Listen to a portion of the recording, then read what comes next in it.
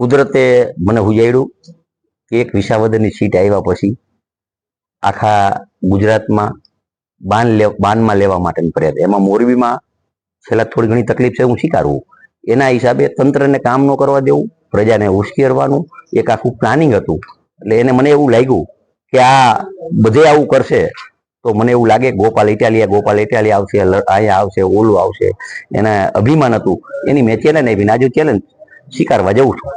અત્યારે કેટલા સમર્થકો આપની સાથે જઈ રહ્યા છે અને ત્યાં કદાચ ગોપાલ ઇટાલિયા ન હોય તો શું કરશો?